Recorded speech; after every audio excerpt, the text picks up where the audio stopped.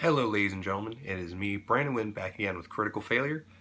And this video and the past several videos that we've done between Ed and I that were pre-recorded have been kind of going away from the monster stats, and we're trying to, or at least I was trying to go for more of a normal type of thing in terms of talking about D&D and stuff like that.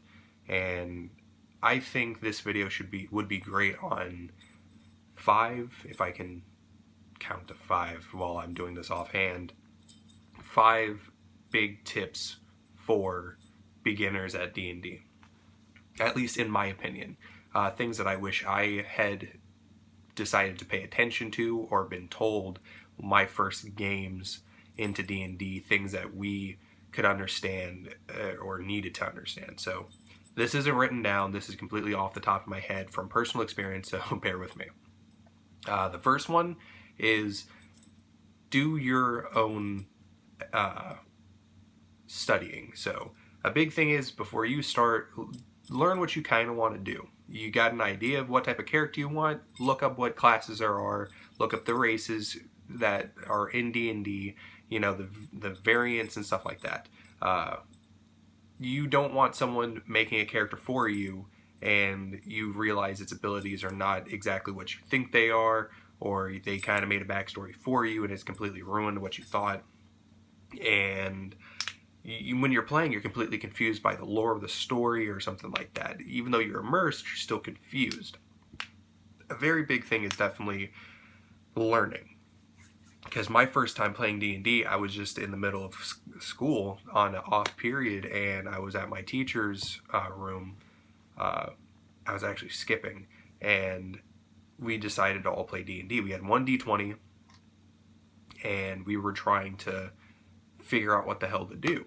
So we were playing and we were having fun, but almost none of us knew how to play D&D at the time. The most experienced person besides our DM was a guy who barely understands how to play D&D as is.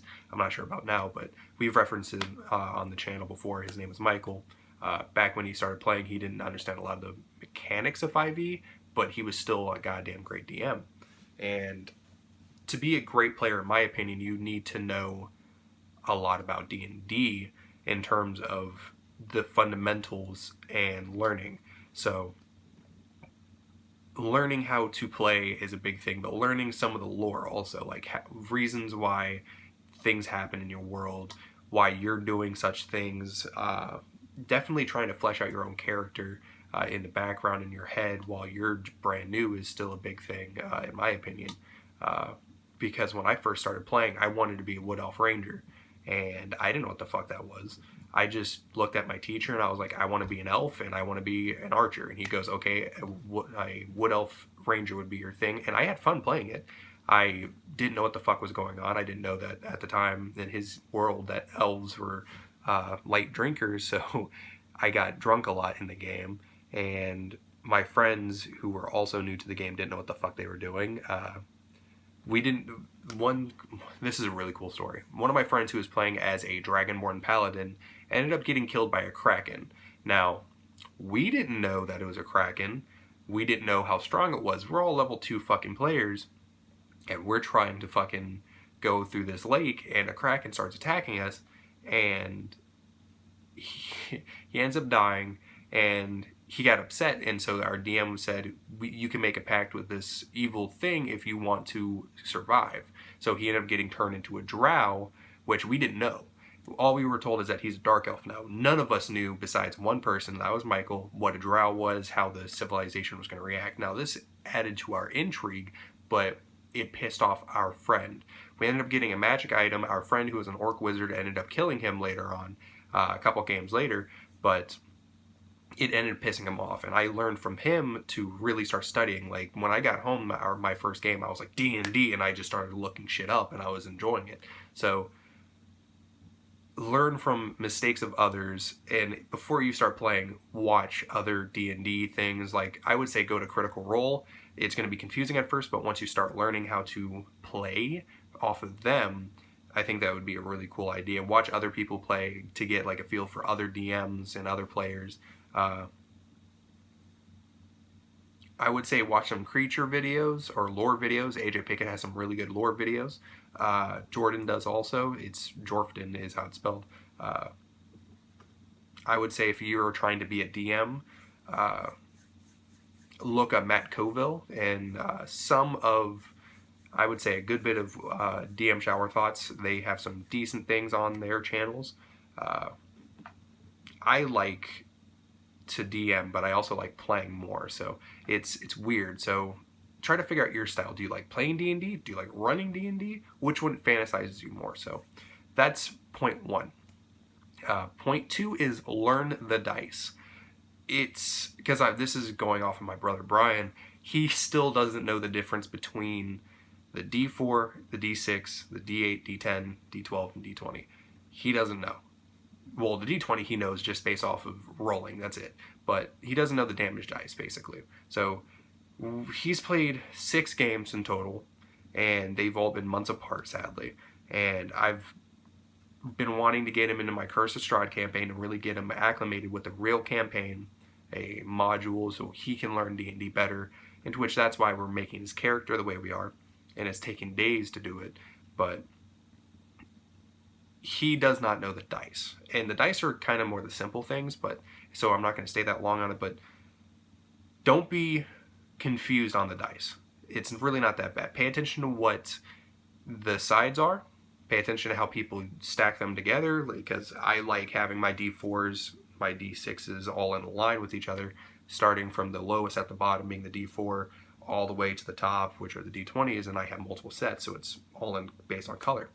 And a big thing is just learning the dice, because I understand that you're new, but some people will end up getting upset because you're taking away from the game, because you're looking at your only set of dice and you're like, which one's a D4? And you've asked that question 3 times now, and some people are going to get upset, and you are the problem, and it's the sad truth, but it's not your fault and it's not their fault. Their experience, they just want to continue being immersed in the game, but you can't be immersed if you don't know what you're doing yourself. And I've on several occasions tried teaching my brother outside of D&D which the dice are, but he says he'd rather learn while playing because that'd be easier for him.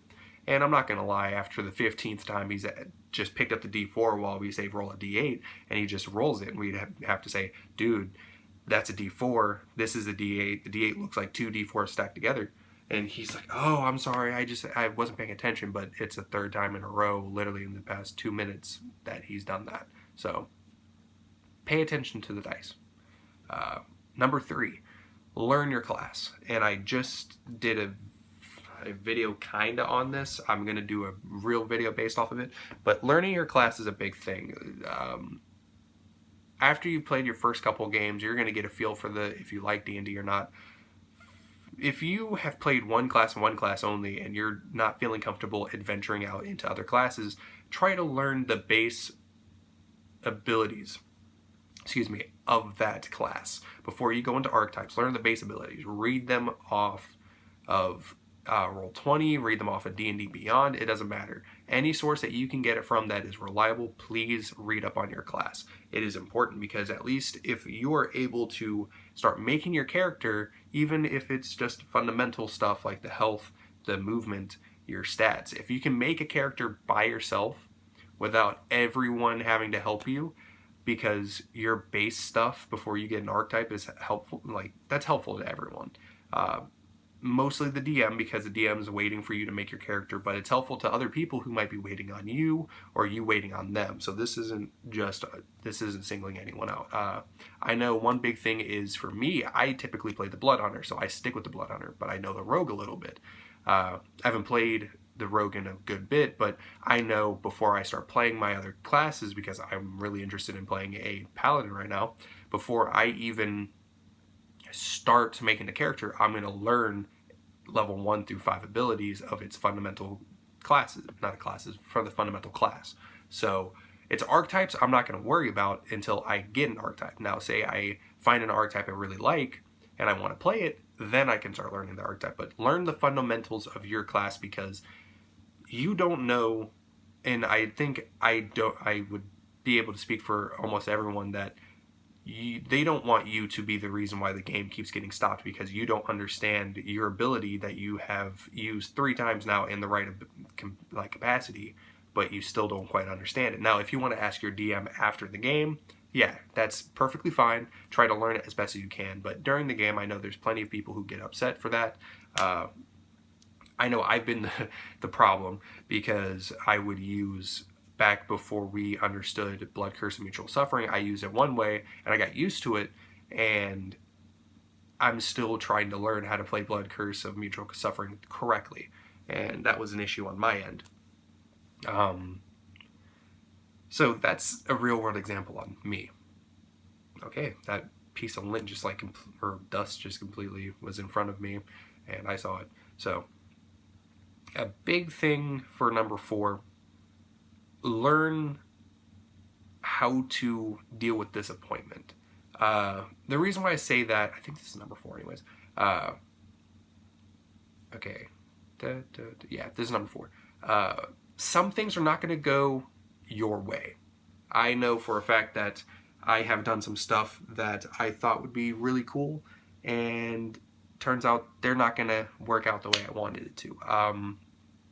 I know I've wanted to kill a creature because it's like a very tough boss and all, and it's my turn, and then I don't hit its AC, but it's low health, and then the next character kills it in like one hit, and you're sitting there sad because, or at least I know I've been there, because it's a very common thing. You want to kill the last enemy, or you want to kill something, and if your DM allows you to explain how you killed it, it's really cool.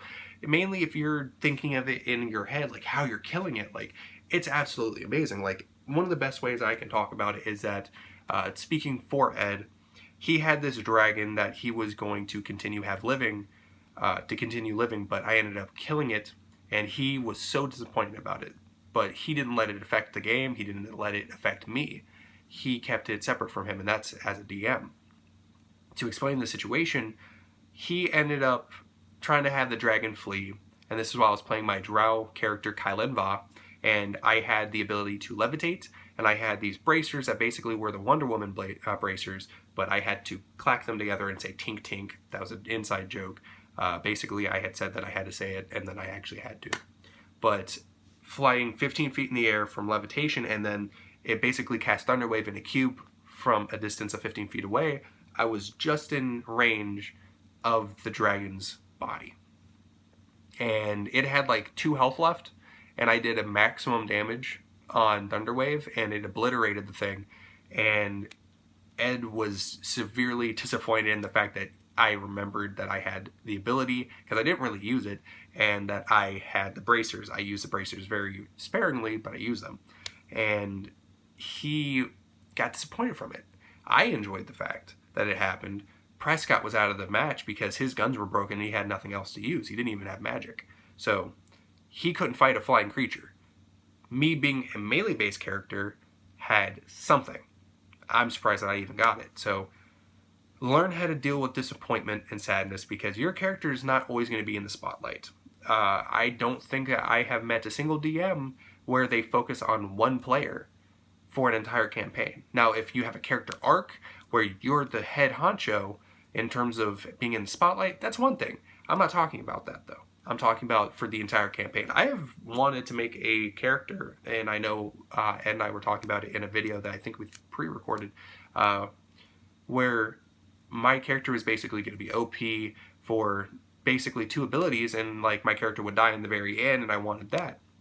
But it's unfair to the other characters, and I had to deal with that because I know it is too OP on my end to obliterate everything around me, because I want a character to die a specific way, because I'm thinking of an anime basically.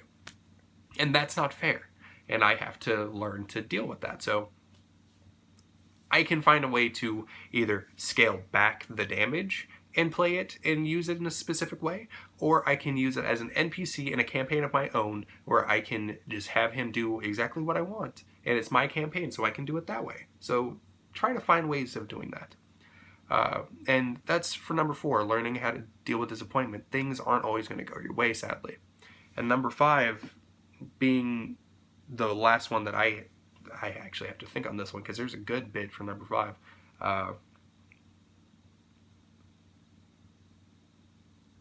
Take your time. I think that's more important. Probably the most important thing, other than learning your class and learning the dice, is take your time. Take your time learning. Take your time outside of the game, mostly outside of the game, to learn D&D.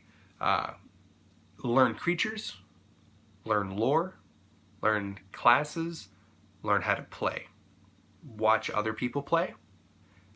Just do whatever you can to actually genuinely learn how to play D&D, learn the backstory of D&D, learn whatever you want about it. Because once you start seeing it spliced together inside of the campaign that you're playing or that you're running, it's really fun. I didn't take my time really getting into it, and so that's why I don't know a lot of classes.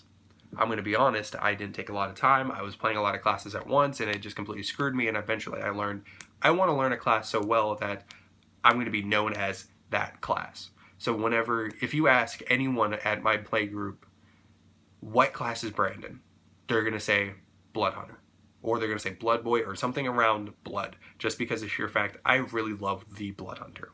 If I can say something about Wesley, it's probably Warlock or Fighter.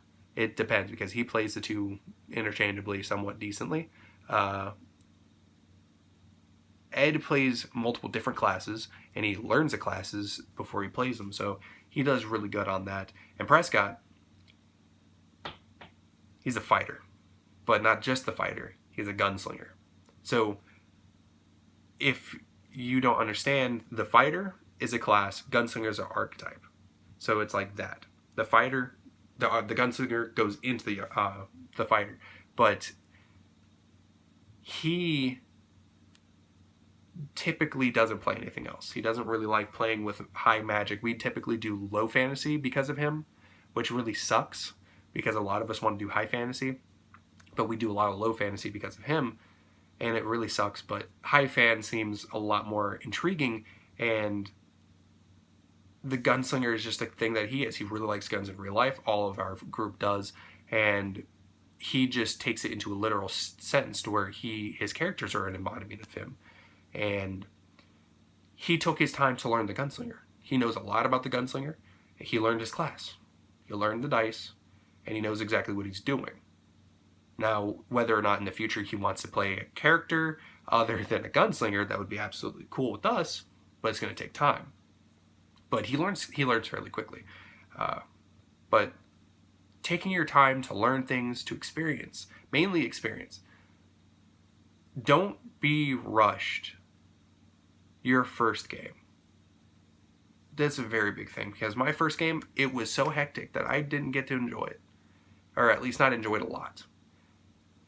It's terrible when you're playing a game for an hour and you're so immersed in the story, but every time it comes to you being able to soak it in, you're already on the next thing. And that's just how D&D is. Try to record it so you can go back through and watch it again so you can pick up on the nuances. Do what you can. It's really fun. It's a very fun game if you let it be. So take your time. I would advise you recording it, get the nuances, laugh at what your mistakes were, laugh at other people's mistakes, laugh at the jokes. It's a very big thing. And taking your time will help you be a better player and a better DM if you decide to DM in your future. So those are the top 5, in my opinion, tips for helping, or for new beginners in D&D. If you got to this part of the video, please leave a like and subscribe, and leave a comment down below if you got any tips that you think are more important, or if you're thinking that we did a great job on this. I'm probably going to do a video on top 5 tips for being a new DM after this, but please tell me how you enjoyed the new things going around. Like the ending, I typically have a title screen that shows what the fuck I did because I can't move it that I know of in my thing. I know I finally figured out how to get the little thing saying like and subscribe up here later in the video towards when it ends, and I finally got it in the thumbnail where I wanted it to be, so that's actually really cool that it helped me in the long run.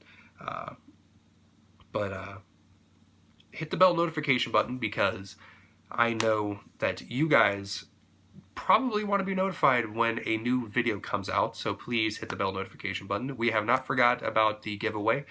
We just forgot to talk about it, so that's very dumb on my end, because I referenced it a lot but just never talked about it. So I'm going to talk to Ed about that here shortly. And yeah, thank you guys for watching.